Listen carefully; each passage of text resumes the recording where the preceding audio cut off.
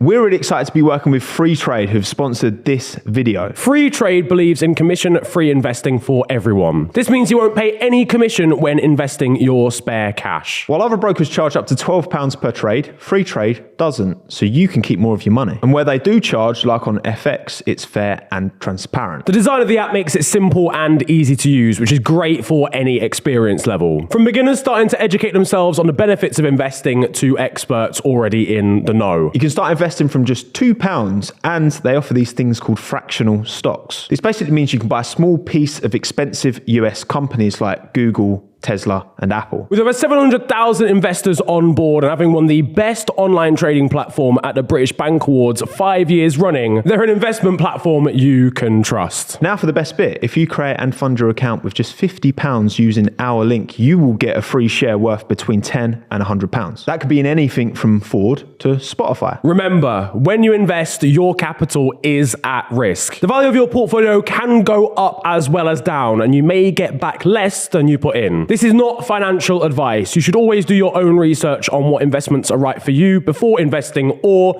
seek the advice of a professional. Yo guys, welcome to The Last Lap. Don't forget to drop a lovely, juicy 5-star rating if you're watching an Apple podcast or Spotify. Hope you enjoy, and let's get into it.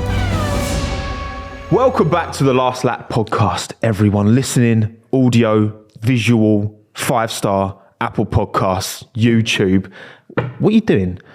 Niran's right, you just got to see. I need to get myself into. You like injecting it into the? Yeah, I'm injecting Formula One into my bloodstream nice. because we've not had any this week, so I feel like I needed to replenish what I was missing. We were all prepared and ready, weren't we? I was ready. I was here, sat on the sofa like that, and it never came. You turned up on Sunday and no one was here. Yeah, there was no one in the studio. It was mental. You weren't. You weren't keeping your eyes on the on the Twitter sphere and on the news space because unfortunately we didn't get an Emilia Romagna Grand Prix. Yeah. Do you know what's mad? I literally tweeted.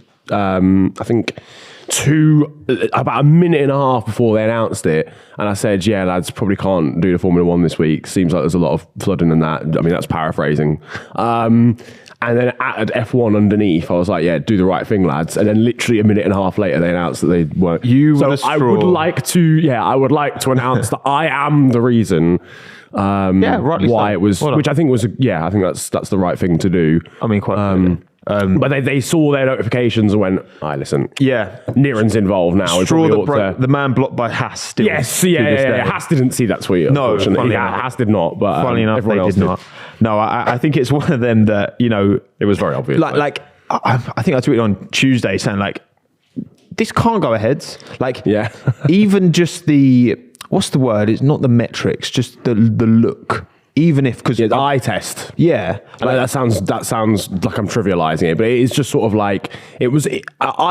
Because in my head I was being an idiot. In my head I was like, the race is on Sunday, but even they've got like 4 days. And then I was like, actually no, this has to be dealt with way earlier than Sunday. What am I talking about? Yeah. Like the running starts on Friday. Everyone's in the paddock from Thursday. Like if it's even still remotely flooded on Thursday, it can't run. And that's the thing. It's one thing to have, a waterlogged track like Spa, for example, where the race just couldn't go ahead safely.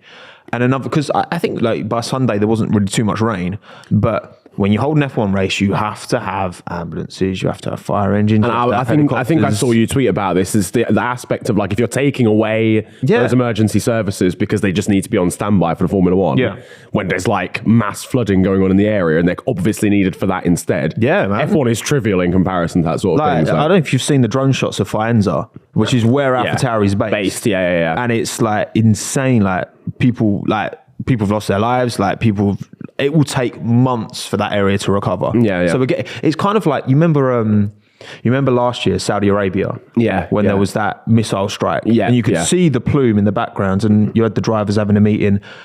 Again, there's certain times where, and that race, you got to think, right, that the money of Saudi Arabia, there was no way they weren't going to, unless the drivers fully did revolt, which they almost did. They were up to 4 in the morning, weren't they? Yeah.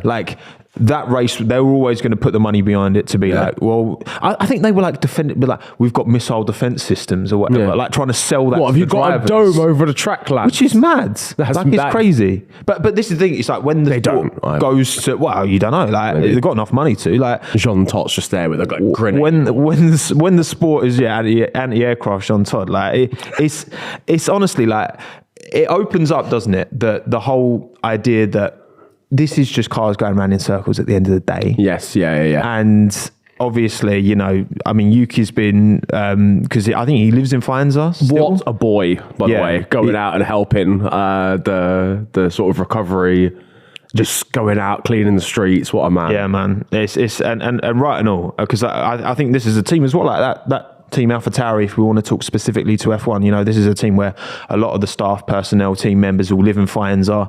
A lot of drivers are attached to that team. You know, Verstappen, Ricciardo, Sainz, like so many names who are established F1 drivers now or within the paddock anyway, are attached to that team. So, big up Emilia Romagna Faenza. Hopefully, it won't take too long for things to return to a degree of normality, but it's pretty shit, man. Yeah, it is. No, it's poor. It's a shame. Obviously, I'm guessing, you know, people who had sort of tickets for the Grand Prix and stuff, they'll get reimbursed and things like that, or they can move their tickets next year. And that as well. I mean, there was obviously talk about whether the Grand Prix would get postponed or whether it would just get outright cancelled, and whether we would ever like go back there for this race this year. Yeah. But obviously, again, like you said, the area is going to take so long to actually just recover.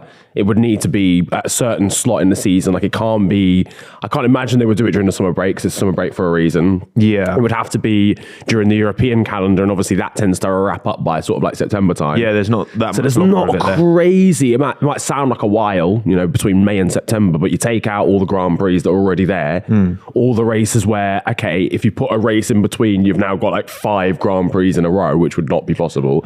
You start running out of slots to put it back into. Exactly. And like, people have already bought tickets planning for this event. Like, say you've bought a ticket. Specific weekend. Say they redo the race in 3 months' time. Well, what if you're already booked on like going on holiday somewhere in 3 months' time? Like, if you just, I don't think we'll see Imola this year.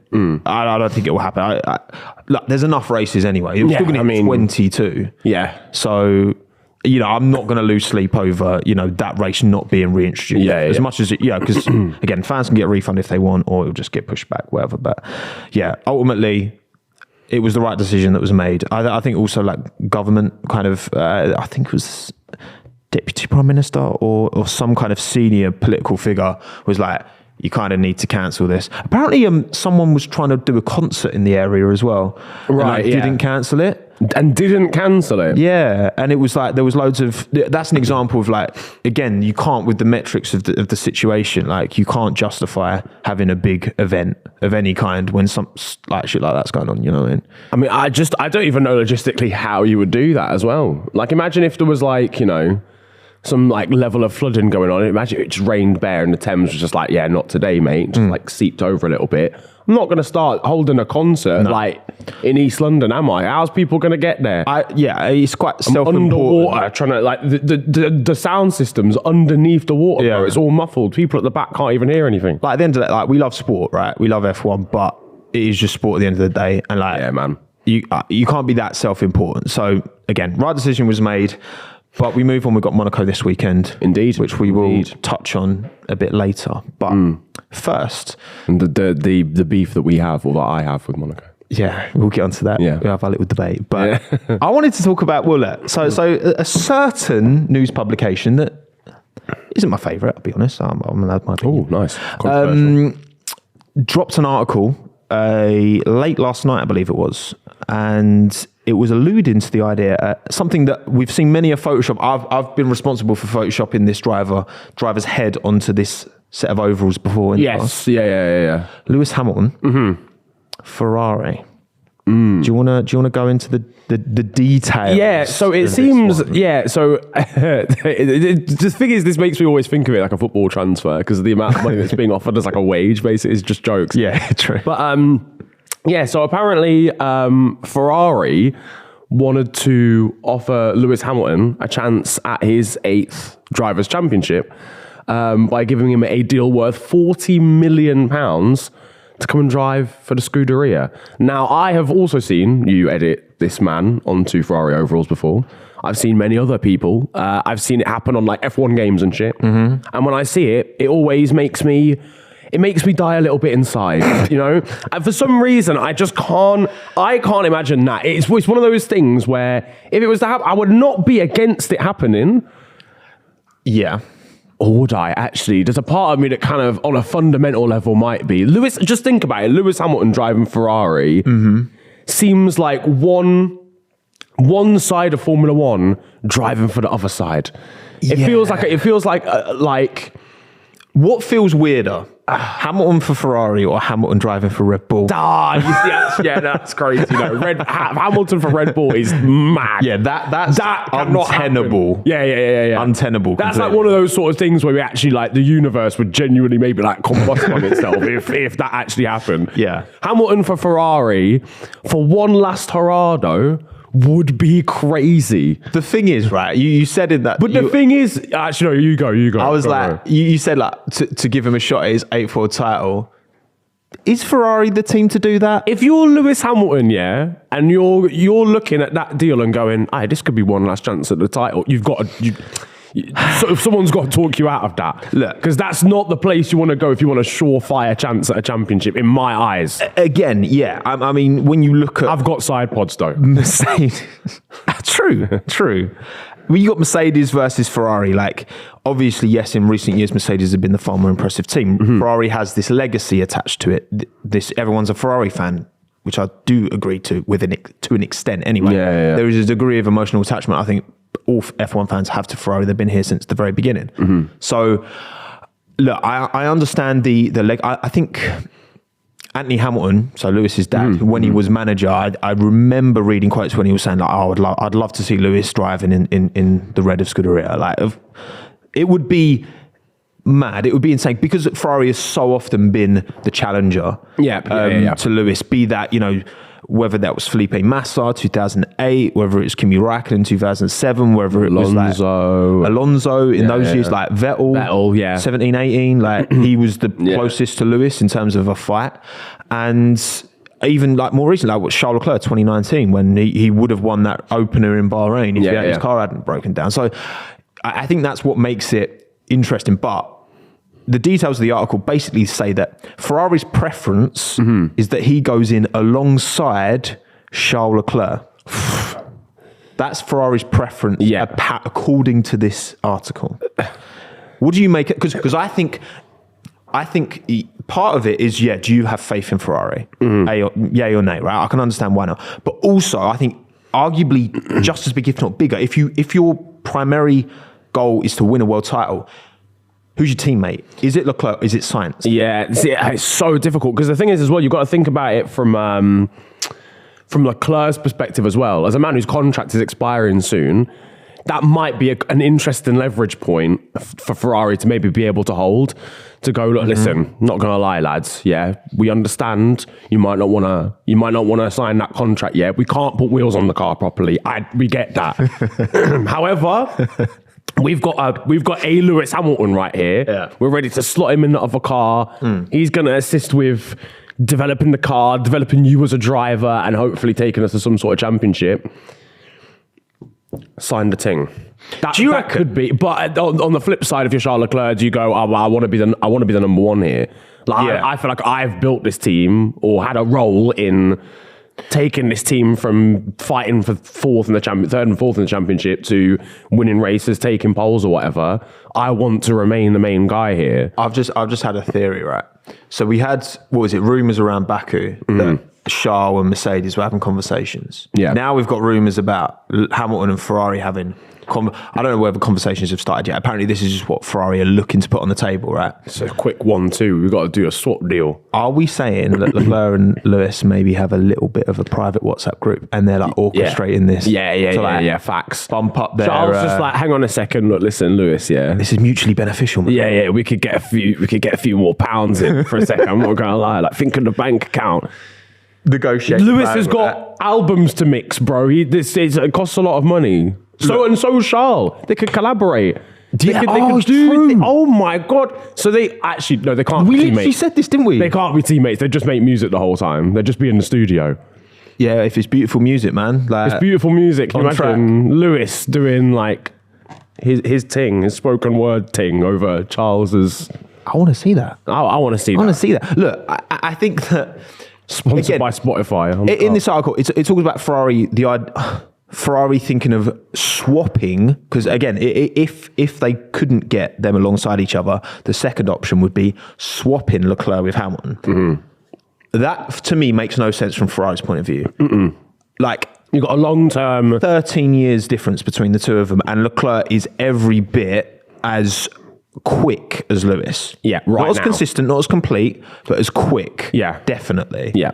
13 years different age gap. We don't know how much longer we're going to get Lewis. That would be ridiculous to give Leclerc to Mercedes. Yeah. That would make sense. The only way that would make sense is if Mercedes have already... We've got Leclerc. Mm-hmm. Like that would have to come from Mercedes' point of view. It's like Ferrari, like, oh well, we've lost Charles anyway. We might as well just get Lewis. Yeah, that's the only way that makes sense. They can't orchestrate that. That would be incompetence levels that might even extend beyond Ferrari. Yeah, and again, that's Lewis is still at the level 100%, no doubt in my mind. But he's 38 and Leclerc's 25. Like you can't look past that. Leclerc's still 25. Yeah, man, it's crazy. Him and Max are still 25. They're still kids. Oh fuck, man. Max has 2 world championships and I'm the same age as him. Already. Is he 26 this year or has he just turned 25?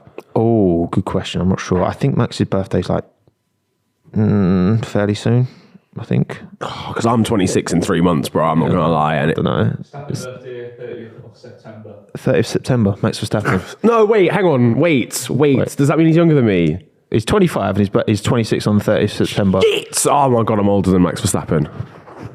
Never mind. I mean, I'm definitely older than Max Verstappen, so I'm going to keep quiet. Okay, so this whole transfer, right? It feels like Lewis isn't going to be. Let's be real. Lewis is not going to be motivated by money because he's got enough money. He wants an 8-4 title. So if your primary aim is to get an 8-4 title and you're Lewis Hamilton, what do you do? Let us know in the comments below. I'll go to Aston Martin. Fuck both of them, honestly. Fuck it. You break Lance's other wrist and be man, honestly.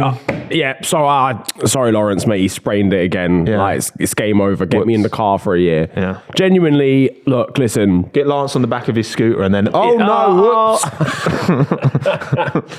Oh no, he'll just do dog sitting for him instead. It'll be calm. The thing is, for me, if you are just solely of the idea of, right, cool, I want the 8th world title, I think Ferrari and Mercedes, I know it sounds very sit on the fence right now, but you're getting a very sort of very equal level of chance for both. Ferrari are kind of incompetent, but have challenged more recently. Mercedes have been dominant, but are quite poor at the moment. Either way, I think you're looking at 2 years before, this year you're not challenging. Next year, I don't think you'd be challenging. You're looking at the year after that before either of them give you a package that can win. It's then whether Lewis says to himself, the legacy of Ferrari and the idea of being a hero in Italy as well is something that appeals to me, and bringing a title to Ferrari. And I think that would genuinely be on his mind. He's won enough titles at Mercedes, and a lot of people do have that ideology of I want to bring a title to Ferrari. Yeah. So, I don't know. What do you do? Because for me, I would probably just bun the jakes. I would just go to Ferrari and just chance it. Why not? When we were talking about Leclerc, the Leclerc rumours to Mercedes, I was saying if I'm going to back a team, I'm going to back Mercedes because they've got the more recent proof of delivery. Now, yes, right now, I would say the Ferrari is the quicker car of the two. Maybe Mercedes is pretty much level on race pace. Yeah. Ferrari's a bit more hard on its tyres, but Ferrari's definitely clear in qualifying, and that helps. Look, at the end of the day, it doesn't really matter. It's who's catching Red Bull. It's who's closing that 0.5% gap, which is significant to Red Bull. Yeah. And then it's I get the legacy point of view. For me, the move doesn't make sense. It only makes sense for Lewis. The only way I'd see Lewis even contemplating it is if Mercedes snap up Leclerc, which I would understand if they were to do that because of how much younger Charles is and how much he's proven and how like long-standing he will be. If Mercedes go to snap up Leclerc, then if I'm Lewis, I'm definitely going in that alongside Carlos Sainz because he will be quicker than Sainz. I've got no doubt in my mind. He would beat that. Sainz. Yeah, he'd be the number one driver there at the very least. You know, if you want to challenge for a title, you need a 1-2. Yeah. If you've got Max and Checo, like yes, Checo's done a great job this year, but Max, like. Still, over the course of a season, he like I've got no doubt he will win the title, right? So if you're up against that, you can't have you can't have Leclerc and Hamilton in the same team. That's mad. Oh, you can though, man. You're not going to win the title though. Yeah, you can. Why? Explain. You can. You can't just say you can. Not just the vibes, man. Think about it. They'll make that sweet music. It will make like tensions will stay low because they'll be like if you've listened to Charles, quite chilled out. You've listened to Charles' music. It's very sort of piano oriented. You know, if there's any sort of drama or any sort of beef during a race, just wheel out the grand piano, get the Yamaha out, and just like and Charles just starts playing. You live in. It'll be fine. They'll get over it. It'll be all good. No, genuinely, I do hear what you're saying because ultimately, when you have two number ones, they end up taking points off each other. And someone else can just sneak through, and if they were in a 1-2 situation, they can take more points off both of them collectively. Even right now, Alonso is he's only like 30 points behind Perez, which is like, that's one DNF. Like, so you get one race, right, where the Red Bull's DNF, for example, and Alonso picks up the win. One race, and we've had 5 already. One race, and he's caught up to them already. Yeah. Compared to, because it's 7 points between P1 and 2. So if you're taking points off of each other, that's the thing. You can only afford to do that. Red Bull can afford to do that now because their car's clear. Mercedes could afford to do that in 2014. Yeah, because their car was clear. It's different to the sort of like, because the example we gave before was the Ferraris fighting. Oh no, sorry, it was the McLaren's fighting, and then Kimi just came out of nowhere and won in 2007. Precise. Right? Yep. But obviously, there were the one thing about that example is different point system, and also like far less races as well. I feel like now, if you have a car that's good enough to win the title, you will win it 99 times out of 100 because there are so many opportunities to claim back the points that you might lose on one fair point, weekend. 22 races. Even if you DNF like twice, if you have 2 double DNFs, you got 20 other Grand Prix to make that up. Whereas you might have only had like 13. Each race is a bit less meaningful, in a way, isn't it? Yeah. When you've got 22 versus 19 back then, and it was 10 points for a win. Yeah, and only the top 8 got points. I think that was in 2007. Yeah, that plays into it. The thing is, this whole situation, the only reason I don't take it seriously because it just seems so weird and so ridiculous for Lewis Hamilton to be driving a Ferrari. Like that just seems crazy to me. Yeah. But also, I need to see that. And I do think it would work. I genuinely think it would work. I'd love to see it. If Ferrari could actually get themselves together, close that 0.5%, I genuinely think you could see Ferrari, at the very least, like beat Red Bull in the Constructors' Championship if they were on a similarly level playing field, rather than the 30 seconds they have in hand in a race at the moment. Yeah. It's just whether then Lewis would work with Charles as a teammate. Yeah, I mean, I think, that's the thing. It depends if that car was competitive. If it was, the thing is, either way, Lewis is going to get a clashing horns situation anyway, because if he stays at Mercedes and George Russell is there, they are very equal too. True. So either way, you've got like a 2 number 1 driver situation. Yeah. And I guess that's where the idea of a Ferrari move becomes appealing if it is to replace Leclerc. But again, that would have to come from Mercedes angle for me, rather than it wouldn't make sense to swap. Yeah, I think it would have to be them to orchestrate it. Really. Yeah, exactly. If they managed to convince Charles, like, yo, come Mercedes, and then that left Lewis in a place where, okay, I'll go Ferrari then. I think that's more likely than the other way round. Yeah. Well, if you're watching on YouTube or if you're audio only, you can comment in some way, shape or form. Then let us know. What would you do if you were Lewis Hamilton? The knee injury is really playing. Oh, is it? Oh, man. I like them jeans, by the way, man. The people were missing out. Yeah, we've got the cord, actually. Yeah, we've got the corduroy boys. Corduroy boys. There we go. Oh, rip. The Roy boys. All right. Another driver I want to talk about, and we've talked about him a bit recently. We've kind of dipped in and out, but Liam Lawson won another Super Formula race yesterday, which puts him P1 in the Super Formula Championship. He won 2 wins, a P5 and a P4. Well, he's not very slow button right now. Quick button on. He's anything but the 21. He's 21 as well. Yeah, he's another driver that just seems like he's been around for fucking ages. I know he's. This is what. Has he done 2 seasons of F2 or was it 3? He has. He's done 2. He did 2 because the second one. It was kind of like a late surge. I didn't watch much Formula 2 last season, I'll be totally honest with you. But when I remember watching a few races, I think I watched the Baku weekend of F2 last year. I remember watching him and being like, he should be like challenging for race wins like all the time. And he wasn't. Yeah. And I was sort of like, maybe he's not the guy. But then as the season came and sort of progressed, he ended up taking 3rd in the championship. He got 3rd ahead of Sargent. Yeah. Which is, I would expect at the very least in your second season in F2 if you're going to get into F1. So I think he's ticked a box there in terms of like being, good enough to party. And it was a good field last year as well. It's a good field again this year. But yeah, he has gone off and slapped it. I think the thing I'm most impressed with him, and you've got his record there, we'll go through it in a second, but he is so versatile. Like he's driven and he's done well in DTM. He's slapping it in Super Formula in his first season around tracks that he's definitely never driven at before. And, he's good in F2 as well. So, first rookie to ever win on Super Formula debut. Ever. In the modern Super Formula Championship. That's mental. Is the first. It's been going for ages as well. Yeah. So it's he's the guy. It's a good sign. And again, look, there's been years where Red Bull haven't had a plethora of really strong options. So I think even 2 years ago, the dominoes of like Ricciardo leaving, that meant Gasly moved up. That meant they had to bring Kvyat back because they got rid of Hartley, and Albon was going to go Formula E. And so they were just like... They were scrambling. We literally rejected Alex and we got rid of Kvyat twice and we're going to bring him back again. Twice, But now it's like... And I guess you could argue, okay, maybe if Liam had won F2 last year, he would have been a bit of a shoe-in for that seat. He would have got the seat, I think. He didn't, but when you look at... literally, right, I was... On the way down, I was looking at Lawson's record. Yeah. And it's not one of many wins, but... It's in championship wins rather than... Yeah, exactly. So Australian F4, second. Yep. German F4, second. Euro Formula, second. Toyota Racing Series, first and second. Right.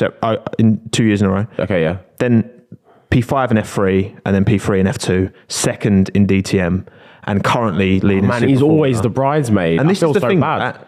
This is the thing, yeah? It might be always the bridesmaid, right? But motorsport's weird, right? Engines break, people take you out, you make mistakes. Well, DTM, he got wiped out. He was going to win the championship. I know, right? Less said about that, the better.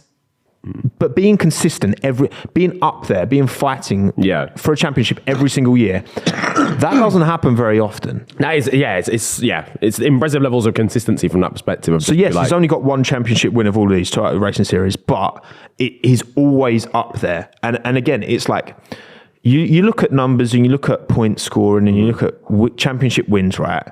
And you lose that context over time. It just becomes a number on a Wikipedia page, right? But the record he's setting, the standards he's setting, Super Formula is the closest to F1. It's closer than F2. Speed. Closer than IndyCar. In terms of similarity, in terms of downforce as well. Yeah. Like in terms of the speed you can do around corners. Tracks that you go to as well. Yeah, man. Like Japan's got great, they were just Autopolis. They've got Fuji, Suzuka. There's like Motegi. There's so many amazing tracks in Japan. Yeah. That challenge you in so many different ways. And it just feels like... we've talked about this before with Ricciardo potentially getting that seat because it's not looking good for Nick. Man thing. He's not, is it? Well, this is... obviously, it's so early. And I don't think we would be talking about Nick like this if it wasn't a Red Bull-related seat. But this is just how Red Bull operate. I think if he was driving for Williams, we're not having this conversation. We're not saying, we're saying he's been below average, but we're not saying he's going to get replaced. And that's a big if and but and maybe and whatever. But I think the only reason... That is part of it. Part of the reason we're having this conversation is because of how Red Bull operate. But it is true. They're not afraid to just go, look, you're not good enough. Helmut's given him the yellow card already, bro. We're at round 5. We've had 5, yeah. And that's an early booking. He's got one fewer race before mid-season as well. Mid-season is typically when we've seen, it makes sense to have it as a mid-season change. Yeah, because you can integrate it a little bit easier rather than just flinging someone in between a 1 week break. But I mean, Nick is not helping himself, man. It's simple mistakes. There's a lot of accidents as well he's getting involved in, running into the back of Lando at Miami, just going off on his own at Baku, mistakes during practice sessions and qualifying, just general poor pace. Again, Yuki slapping it. He's not a junior. He wasn't even there sweeping the streets with Yuki, man. At least get brownie points. Do you know what I mean? Well, unless he was, maybe. Maybe I'm wrong. Maybe he was. Don't quote me on that. But I think the thing is with De Vries, it's like he's 28. Yeah, he's 2.5 years older than Leclerc. Yeah. Like the expectations are different. Like you can't just be a rookie. Rookie. Like, well, yeah, some rookies have had experience in other. Like he's had tons of experience. He's actually got to go. Like, so I've just realised. It's just clicked to me. If the results don't improve, I don't. Why would Red Bull keep hold of him? Yeah. Like I know it sounds harsh. Like I understand, but this isn't charity. Yeah. This is motorsport, and like this is an opportunity. You can say it's unfair on Nick. I disagree. If you can do up to mid-season, that'll be 12 races, and be a 28-year-old with F2 champion, Formula E champion, and you can't get up to that level. You can't challenge Yuki even once because that hasn't happened yet. Yeah, he's out-qualified him once. Yeah, and that's it. Like in terms of races, he's been in the race as well. He had that race in Williams last year. He's tested pretty much a practice session every single Mercedes-powered car on the grid. Like, if you can't do that by mid-season, then isn't that just unfair on a Lawson or unfair on a Ricciardo maybe? Yeah. For like not, it's not, for someone to have a seat, someone else has to not have a seat. There's only 20 seats in Formula One.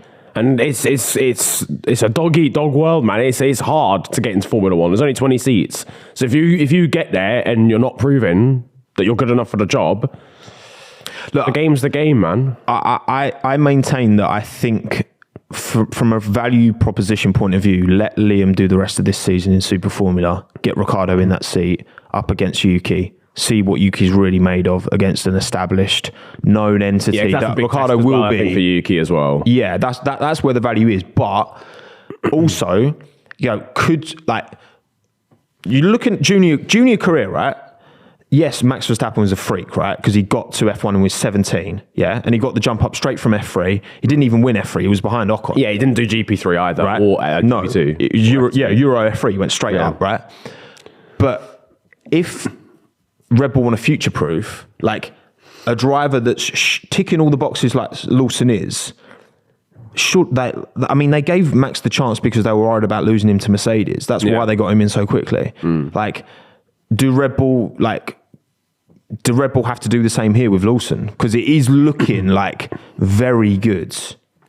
I think if you're Lawson, for me, if you don't get a chance in this car this season, you got to evaluate your options a little bit. Yeah. Because for me, he's impressed enough in any category that he's been in for another team, even like this is just off the top of my head, but like a Williams to go, he's solid, rate him, whatever, get him in the car, Alpine, whatever. Like, someone else would probably go for Liam Lawson. He's 21. If he was 24, I'd be okay, it's probably a different story. But 21 is young still. Yeah. We were spoiled a little bit it's changed everyone's expectations when Max Verstappen got his seat.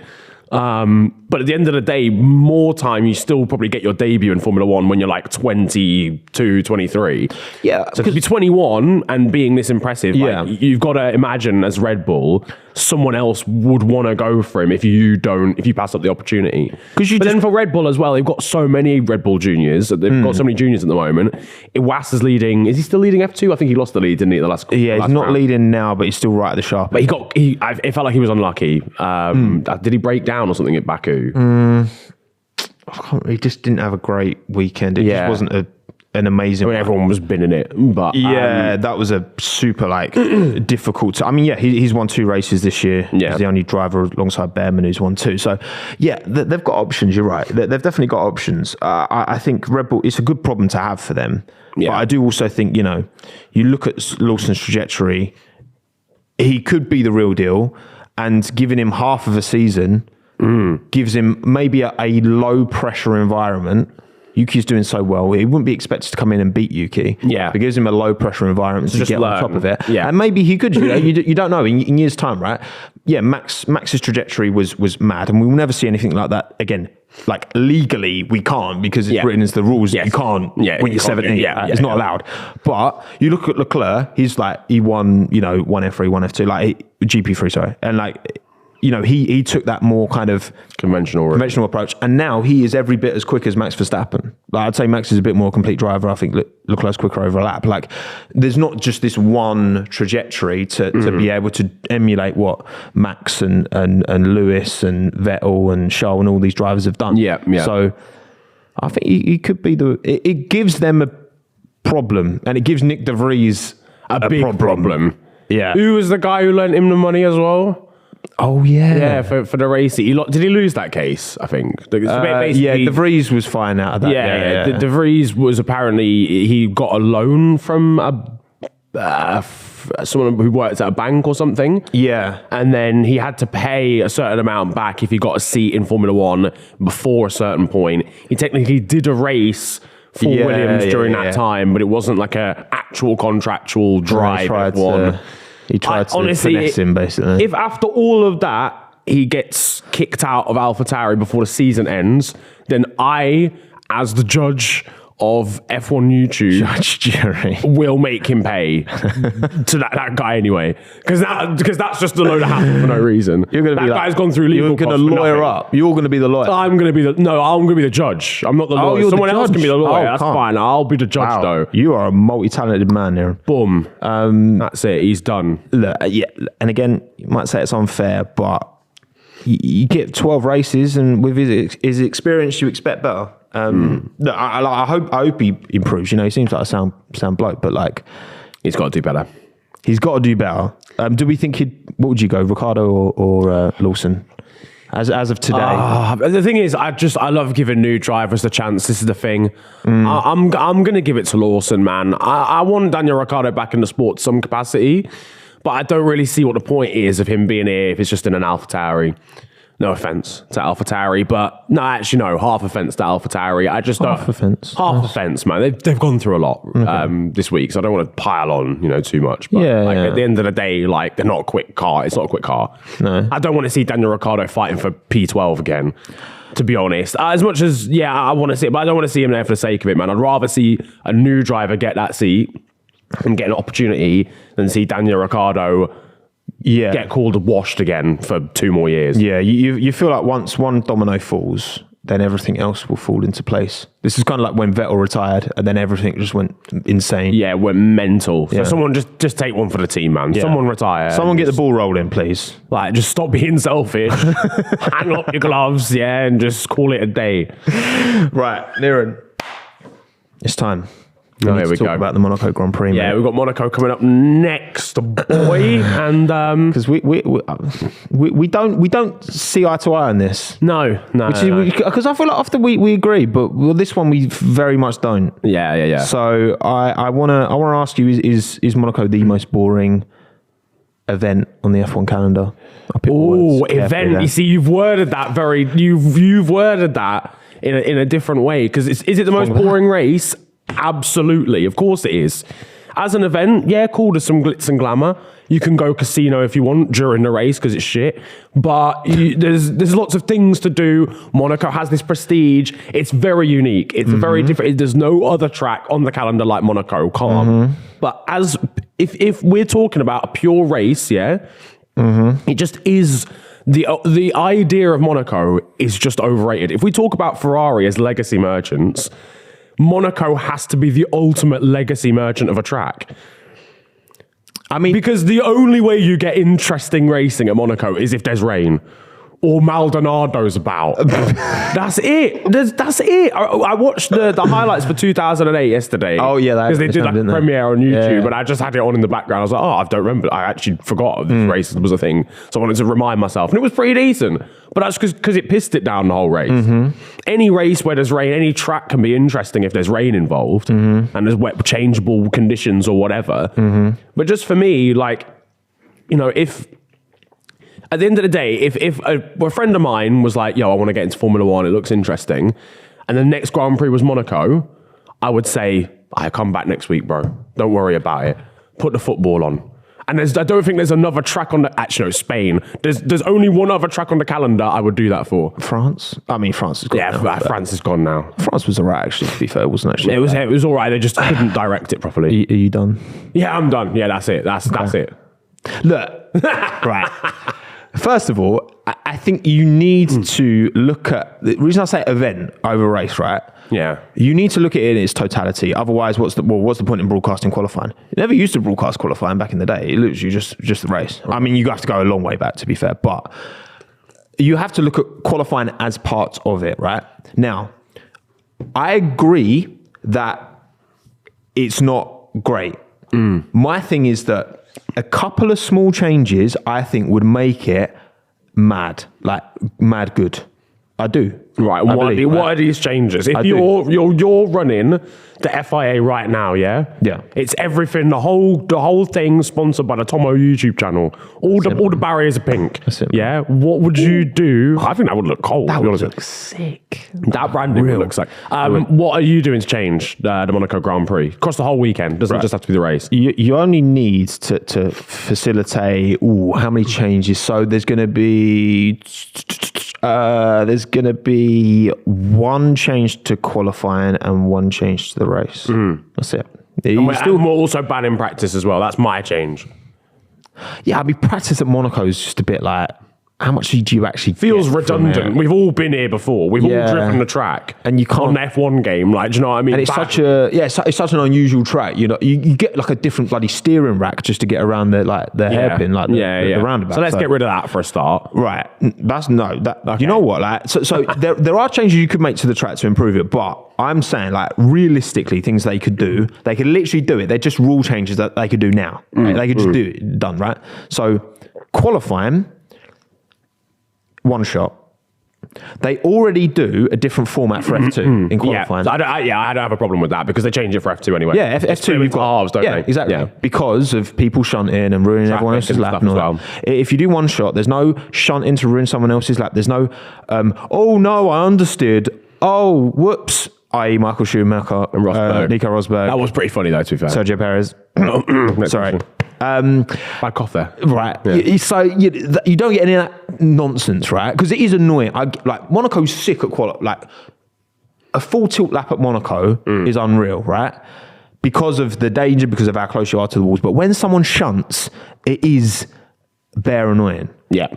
So that's it. And the thing is as well with Monaco, I feel like you do get that sort of anticlimax of a qualifying session so frequently because that just happens. You're pushing on the limit. It should be great. Yeah. And it's not. It's sometimes, but more often than not, it's not quite as great as it should be. I think what they should do, but then this doesn't really get rid of the traffic issue. I was about to say whether they should maybe just do one shot when it gets to the actual shootout top 10 for Q3. But obviously you still then get the crazy traffic in Q1 and Q2, which is a bit of a problem, which I do here. The traffic is just nonsense. Like, the amount of times people get their laps ruined by traffic, and it's like, if you can't get around someone at Monaco.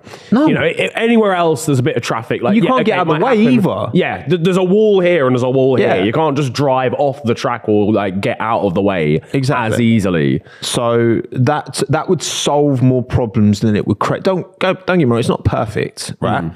But no situation. But I think that ticks just for Monaco. Yeah, let him. It's fine. It's all good, right? That for qualifying, boom, race, mandate 2-stop. Straight away, you're adding way more strategy. You're adding way more different approaches. Maybe it is mandating every tyre compound, though, I think. Yeah, because I think if everyone, because if you just go, let's just add another stop in, everyone will still do the same strategy. So I think if you just say, right, cool, everyone's got to use hard, soft, and medium for an entire Grand Prix, because you will ultimately then get someone who's on the hard tyres meet someone who's on the soft tyres or whatever, and there's a bit of a battle going on. I do hear that. I'm cool with that. Okay, that's fine. Because then you're more likely to get that. Yeah, like you say, if you've got a hard tyre and a soft tyre, there is a chance for maybe an overtake because there's such a delta between those two tyres. You know what I mean? I think for me, Monaco, for me, you just have to go full. This isn't like any other track mode. Just start I agree. Fucking it up. Start fucking up the base. Wait, I agree to an extent. What are you trying to say? No, just do mad shit with the race. Drive changes halfway through or something. You know how like Bathurst at the V8 Supercars or like Le Mans, or I'm not saying make it a fucking 24-hour race. Obviously, that would be even worse. Team principal drives for a lap. Yes. Yeah, just start doing crazy shit with it. Because I think if you... Otmar in the Alpine. Yes. That would be a vibe. Brown just Otmar used to race, actually. Otmar used to race. Really? Yeah, he used to race like Formula Ford in like America. So. I don't know if I've asked this question before. Who wins out of a team principal race? Oh, Toto Wolff might, because he used to actually race. Christian Horner as well. And then he was like, I'm not good enough, so I'm going to start a team. Yeah, Which I was like, you know what? Respect. I think Toto Wolff did that as well. I think he was just like, you know what, lads? I'm not actually a driver here. I'm going to cut my losses and start managing the team instead. Yeah. Couldn't hurt the wheel. Gunther Steiner's team radio would be mental. I reckon Mike Crack is crazy name, by the way. Is like a dark horse. His parents have got questions to answer. That's criminal. Accountability. You gotta understand. No, I think Otmar would win. Fuck it. Otmar would win. Go all in, Otmar. Toto was a bit too tall as well, isn't he? Aerodynamically, it wouldn't work. I think. We got a bit sidetracked there, didn't we? Yeah, sorry about that. Yeah, no, but this is what I'm saying. You should genuinely have. I think it's all well and good Formula One going, oh yeah, this is the crown jewel of the calendar, or like whatever. But like, what? Cool. Well, then make it that. Yeah. Don't just go, oh yeah, it's prestigious. You must love it because it's really old. Because it's bare old. Well, no, just it's not your nan. Like it's you know. Calm, all nans. They're very lovable, but at the same time, like, you know. She might need a stair lift still. Exactly. Give the track some assistance in becoming the event that it could be. Great analogy, Niran. So that's off the dome. Okay. So what I'm saying is, like, if they made the changes that I've proposed here, would you endorse Monaco more than you currently? I would endorse Monaco more than I currently. Hater? Yes, I would. I would be a lot less of a hater. Because again, I love the challenge of Monaco. I like the idea of Monaco because it's so unique. And as a driver, you've got to be the pinnacle of the pinnacle, the best of the best, to win there, to even finish a race there, whatever, especially if the conditions are changeable or whatever.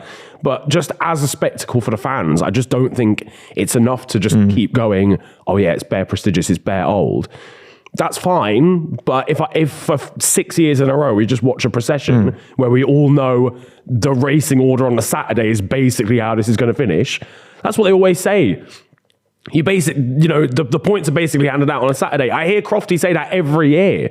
And this is that's not how it should be. If you mandate those additional pit stops, you add more potential for pit crews to fuck up, which happens look at Bottas with his 14-day pit stop that he had at Monaco. Yeah. Like Ricciardo had that as well. And Leclerc double stacking Ferrari.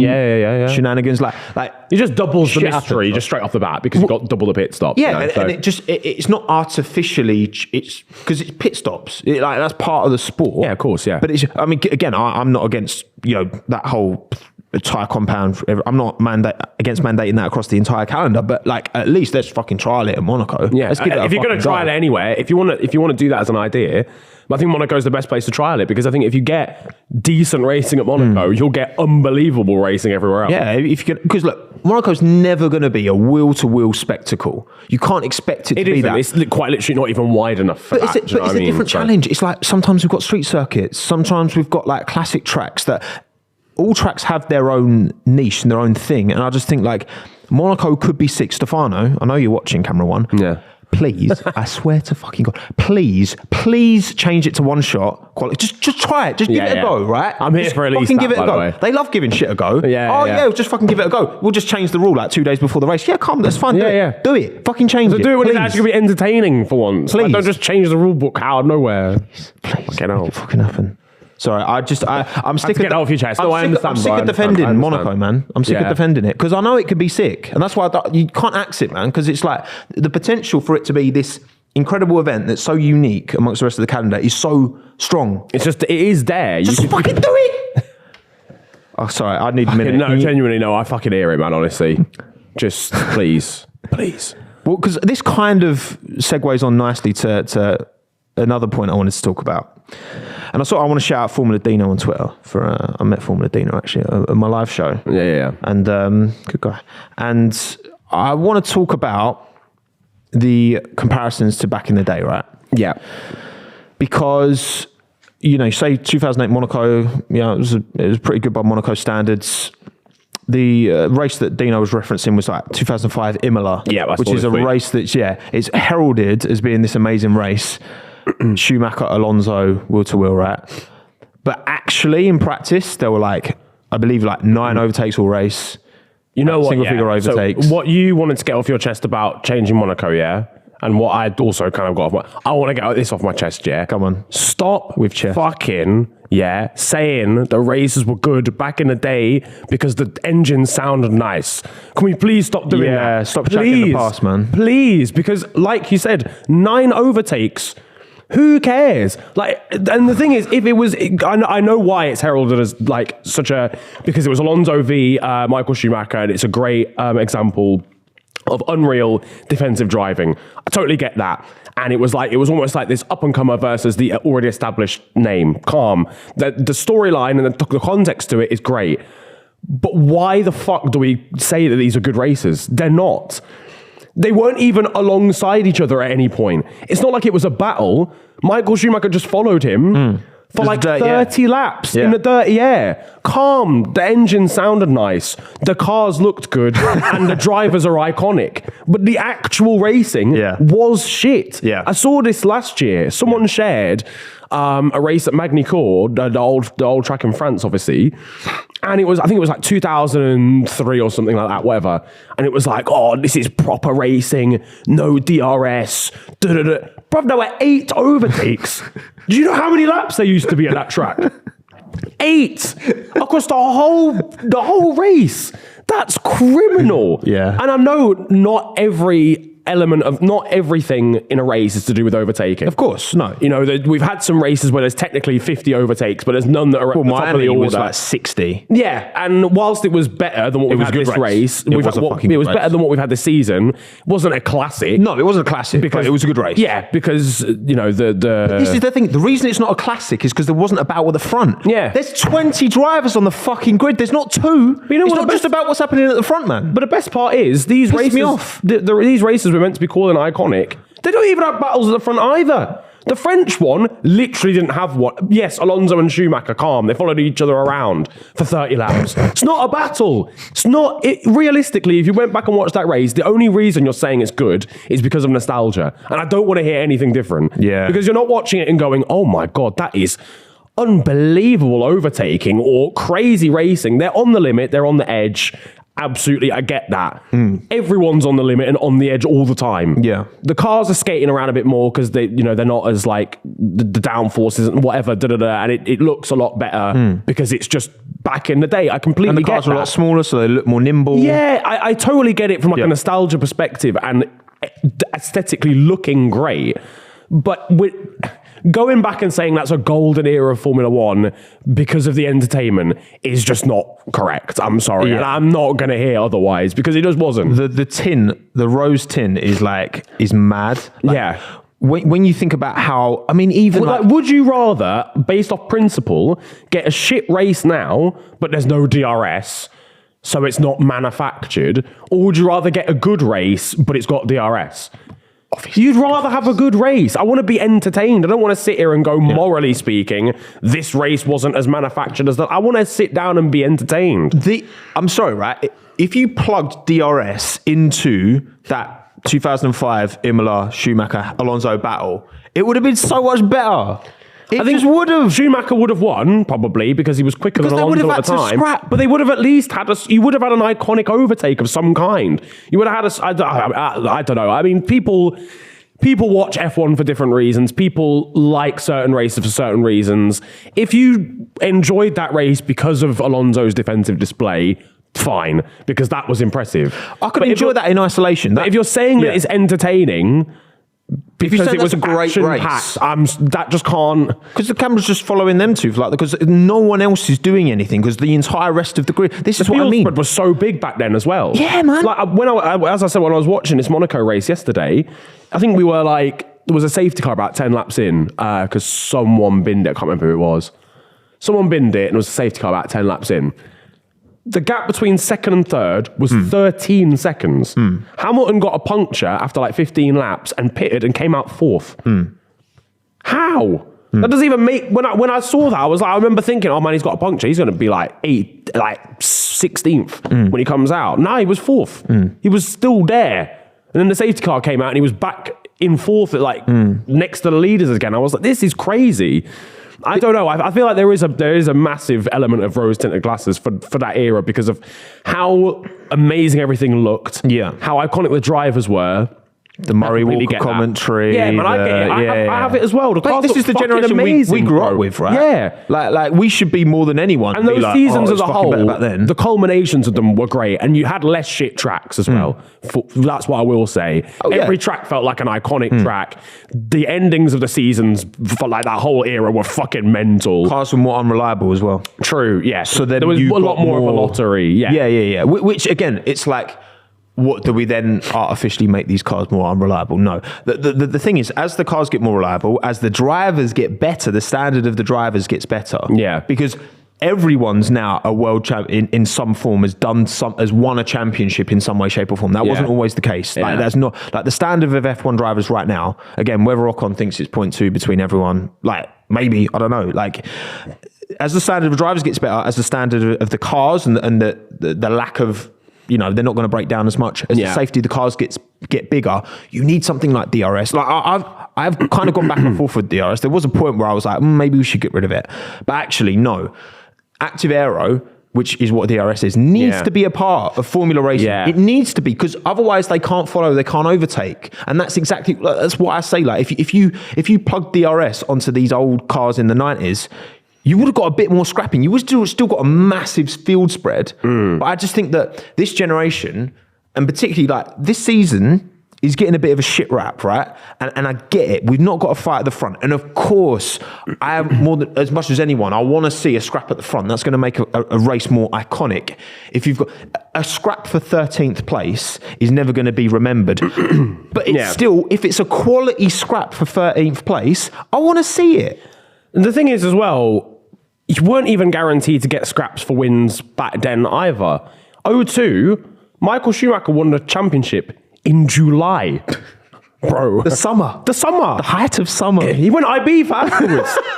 That's crazy. That's absolutely mental. Winning a championship in July. I know there were less races, but he won it in France. That is insane. Max Verstappen, if Max Verstappen won the championship this year in July, we would go, okay, we've got to seriously sort out Formula One. This is mental. Yeah. And I feel like that era gets away with things. On the flip side, playing devil's advocate, I know the concerns that people have about DRS, and that's that it makes overtaking too easy. To an extent, you can just rock up to the back of someone, and then it's a pretty boring in a straight line. But a lot of the moves at Baku, for example, you just blitz past someone in a straight line. It's not exactly difficult to pull out an overtake. It's not hard to an extent. But I think all it needs is balancing. I think all you need is genuine testing at these tracks to go, right, how long should a DRS zone be so that it's just enough where you can make an overtake, get alongside, but it's not enough to just be able to just blitz past anyone you like as soon as you can. And I think that's not really done to a good enough degree in Formula One half the time. I think sometimes you do end up getting to tracks and either the DRS zone's way too short, so it doesn't do anything, which you can't help sometimes. or the DRS zone is way too long, and then you just get overtakes for the sake of it. And I don't agree with that. That's the one thing I do have a problem with when it comes to DRS. Look, I'm not saying by far and away, like, I'm not saying the system's perfect. I actually think, I would like to see DRS change where you still pick it up within a second, but then as soon as you move ahead of the car, it switches off. Yeah. Because you've got that, still got that momentum that you've picked up from the DRS. Yeah, but then now it's not quite as, now there's, now it's put you in a position to battle. Yeah. That's what it should do. Yeah. Rather than put you in a position to just calmly overtake someone. For me, that's what it should be encouraging more. The cars clearly have the technology because the drivers can only switch it on when they're within 1 second delta. Yeah, exactly. Yeah. So as soon as that delta becomes 0.000, then it switches off. Closes, yeah, exactly. closes. Yeah. Like that's actually really. I've never thought about that. That's actually quite cool. Think about it. Right. Yeah. Look, and again, I just think it's when you compare to like touring cars or whatever, right? Other series where there's not anywhere near the aerodynamics you get in Formula One. It's fine. You can go bumper to bumper, you go wheel to wheel. That's just not, unless we are going to move this away from open wheeler, which I don't want to do because I think that's an inherent part of what makes Formula One. Yeah, of course. Like the DNA of it, right? Yeah. And unless we're going to do that, you just have to accept if you want good racing, you can't have it all. You can't not have the DRS and it be more pure, but then also have really close wheel-to-wheel racing. Yeah. And ultimately, that is what we all want first and foremost. Yeah. Right? Yeah, exactly. Surely. Good, but also, again, for me, it's not just, and I know the broadcast doesn't do a great job sometimes, although Monaco is going back to, they're not doing their own broadcast this year. Oh, fuck. Finally. God's sake, it was so bad. Because basically every year Monaco used to do their own broadcast. And they had their own team. Again, that had to go. Hence why they had to, Lance Stroll. Yeah. Just cut away. Battling. That was crazy. Well, I mean, hopefully, it'd be much better now. But but that's just seeing the fucking, I don't know, Magnussen and Leclerc scrapping in Miami. Or Tsunoda. And this is the thing, you do still get good moves, like Tsunoda at Miami, crazy. And I still maintain that Stroll move around the outside at Jeddah. That's the best move of the season. That was unreal on the first lap. So you can still get these good battles. You can still get these amazing overtakes. I think, you're right, though. I feel like we've got a little bit too comfortable with how DRS operates. I think maybe switching it to a system where it gets you to a point where you are alongside and you are battling, but not just breezing past in an overtake is the next generation of it.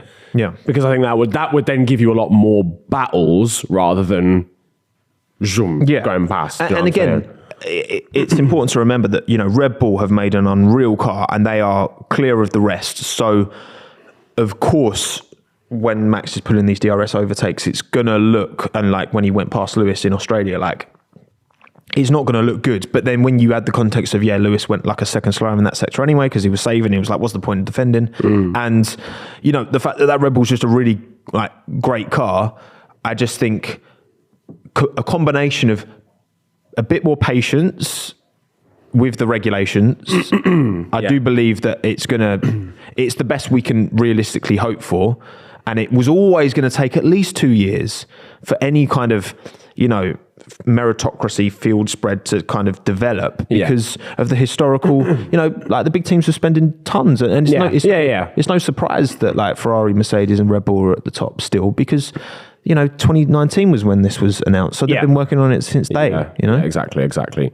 So all in all, moral of the story, please stop saying that shit races from the past were amazing. What I will say is, I do still, of course, have an affinity to that era. We all do. We grew up in that time. Absolutely, man. Please fucking bring back deliveries. Oh my God, those cars look lame back. Yeah, That's what I will say. Yeah. Aesthetically, that era was sick. Obviously, the sound of the cars was a lot better. Cool. But that's going to be... apparently, obviously the engine sounds are going to change again in 2026, right? We're going to... what, with the new half hybrid, half electric car? Hopefully we'll get, better sounding cars again then, and that might, you never know. Yeah, maybe. Solve the problem a little bit. Yeah, but please bring back the liveries, oh my God. Yeah. They were cold. Which one's coming to mind? Jaguar, straight off the bat. Orange arrows. Anything that's colourful. Jordan. The West McLaren. Yeah, it feels like teams are a bit scared of colour now, aren't they? They're man, just bare grey. I mean, I know, like weight loss and that. We don't want to paint the cars. That shouldn't be so much of a thing, not from next season anyway. Yeah, man. Just everyone's down at the weight limit. Bring back colours, please. More colourful. That's all I'm really asking for. Yeah. More colourful Williams cars. just bring a pink car next year or something. Do you know what I mean? Williams is, I wish it could be so good. Yeah, got so many iconic, more iconic. Bro, why are we not getting sick brands like we used to as well, sponsoring F1? Why have we not got Canon? That happens everywhere. Like, there's more money in F1 than ever. There's more value to having your brand in F1 than ever. It's happening everywhere though. Like, again, I always go back to football as my like comparison point, but like football sponsors are not as good as they used to be. No. You know, you used to have like Doc Martens, West Ham. Doc Martens was literally what I was going to go with West Ham. We had like Carlsberg. Yeah, like man. you could buy a football kit and know whatever the item sponsor is on the kit, you've probably got it in your house somewhere. Yeah. O2, your phone network. Like Carlsberg, you got it in the fridge. Doc Martens, you're wearing them, sort of thing. Whereas now it's all just like, I don't know, crypto sponsors and things like that. That's what I mean. Buying like betting companies. Vodafone, man. But it's the same with Formula One. You'll just get like companies that are like Panasonic. That you still do stuff. That's what I'm saying. Like, it's not like these companies have gone out of business. No. Like, they're still there. Yeah. You still have them. I don't know, maybe they just And don't F1's think... bigger than ever. That's what I mean. Like, it's bigger than ever. It's bigger than it's ever been in terms of audience. So in terms of... you probably do, but do you know what Cognizant does? I did a video on them. So, but you know what? I did a video on them, and they actually reached out to me after and was like, "Oh, would you like to do another video?" Sponsor. I still don't really know what they did. Like, I can't remember because it was so like just dry. Yeah, it's these like boring sort of like finance companies. I'm like, manage your workflow with systems, and I'm just like, shut up, man. Like, why have we got all these boring brands? It's such a good point. Yeah, like, bring back sick brands. Yeah, I want to see like Sony on the Red Bull. Yeah, like, next I'm year. not saying like fuck tobacco brands. Like, okay, they're iconic, but I'm not interested in smoking being promoted in F1 5. But like, there's just so many cool brands. Just interesting. There's got to be, because I'm thinking now. Obviously, like, I guess you've got Red Bull, but that's just the whole team. Like, I'm thinking, Look, Red Bull's like it's an energy drink. It is an energy drink at the end of the day. But I'm actually trying to think what actual sponsor you've got on any car right now that you look at and go, oh my god, yeah, I might have that at home. Like Duracell. Oh yeah, Duracell. Williams. I'm thinking of that Alpine. I can't even. Oh, BW. No, I can't even think. Honestly, yeah, but it's some water. I'm 95% water, so I'd be. Yeah, I guess that is true. Yeah. So there's shouts out all the water companies. But yeah, I'm really trying to think, and I actually can't think of like McLaren. This is a cool McLaren have got Google Chrome. Yeah. Chrome's cool. It's only on the wheels, and it looks terrible. Yeah. Yeah, I don't love it on the wheels. Basically, yeah, just bring back the old sponsors and liveries, man. Bring back classic sponsors. That's what we've got to do. All right. Should we don't hate the past, but you know, in moderation. In the past, do you know what I mean? Yeah.